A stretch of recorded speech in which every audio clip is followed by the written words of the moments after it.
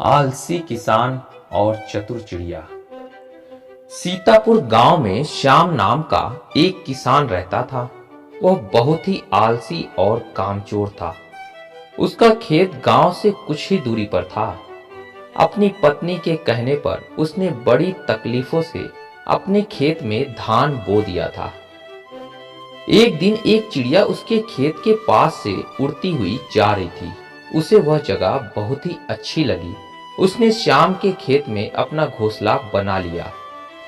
देखते ही देखते कुछ समय बीत गया और उस नन्ही सी चिड़िया ने अपने घोंसले में 3 अंडे दे दिए।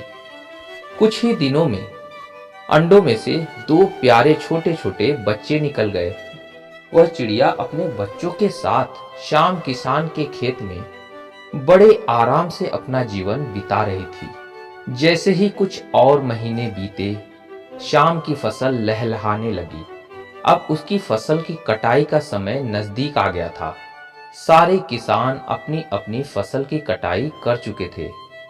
चिड़िया और उसके बच्चों ने यह बात समझ ली थी कि जल्दी ही उन्हें यह खेत छोड़कर किसी नई जगह पर जाकर रहना पड़ेगा। अगले दिन जब श्याम किसान अपनी पत्नी के साथ खेत में आया तो उसकी पत्नी ने उससे कहा, अजी सुनते हो, फसल तो बहुत अच्छी तैयार हो गई है, अब इसे काट कर बेच दिया जाए। इस पर श्याम ने कहा, तुम चिंता मत करो, कल ही मैं फसल काटने के लिए अपने पड़ोसी को खेत में भेज दूंगा।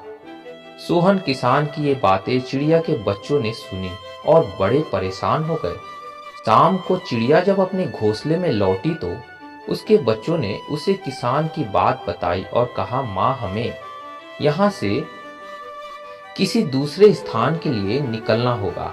चिड़िया ने उन्हें समझाया, तुम चिंता मत करो, कल इस खेत में फसल की कटाई नहीं होगी।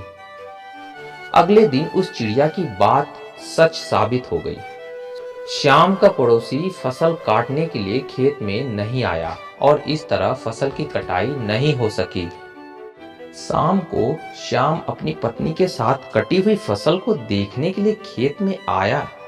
तब उसने देखा फसल तो जैसी की वैसी खड़ी है।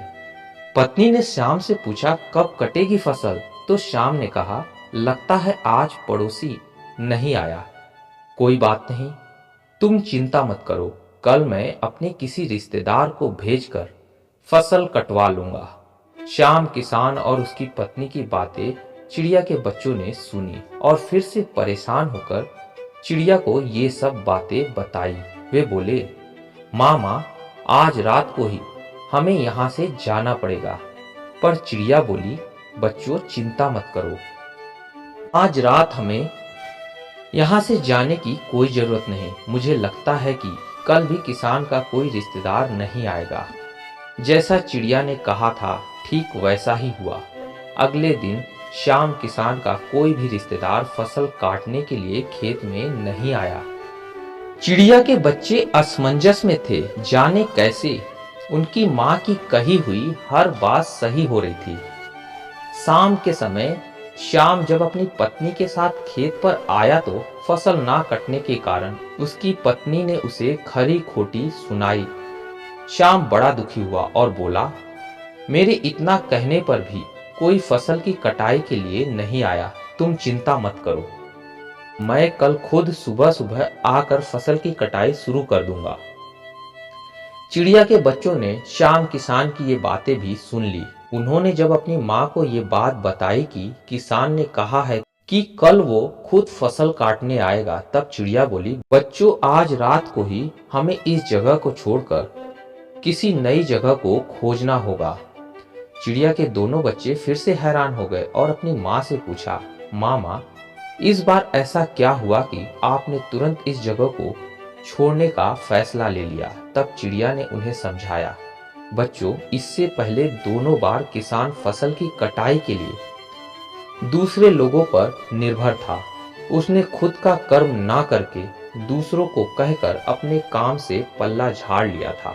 पर इस बार मामला दूसरा है। उसने इस काम की जिम्मेदारी अपने कंधों पर ले ली है, इसलिए कल वह फसल काटने जरूर आएगा और अपने काम को पूरा करेगा। रात को ही चिड़िया अपने बच्चों सहित किसान का खेत छोड़कर उड़ गई और किसी दूसरे ठिकाने पर अपना बसेरा बसा लिया। और चिड़िया के अनुमान के अनुसार शाम सुबह सुबह ही फसल काटने अपने खेत में आ गया। तब चिड़िया के बच्चों ने अपनी माँ से कहा, माँ, आपने जो कहा था वैसा ही हुआ। तब चिड़िया ने अपने बच्चों को समझाया कि अपने काम के लिए दूसरों पर निर्भर नहीं होना चाहिए। यदि आप अपने काम को समय पर पूरा करना चाहते हैं तो आपको खुद ही आगे बढ़कर अपने काम को पूरा करने की जिम्मेदारी लेनी होगी और काम को शुरू करना होगा। तभी आप अपने काम में सफल हो पाएंगे और अपने काम को पूरा कर पाएंगे। दोस्तों, इस कहानी से हमें यह सीख मिलती है कि किसी भी कार्य को करने के लिए दूसरों की सहायता लेने में कोई बुराई नहीं है, पर यदि आप काम को समय पर पूरा करना चाहते हैं तो उस काम को करने की जिम्मेदारी आपको स्वयं लेनी पड़ेगी और आगे बढ़कर उस काम की शुरुआत करनी पड़ेगी। उम्मीद है कहानी आप लोग को पसंद आई हो तो लाइक और सब्सक्राइब जरूर कीजिएगा। मिलते हैं अगली कहानी में, तब तक के लिए धन्यवाद।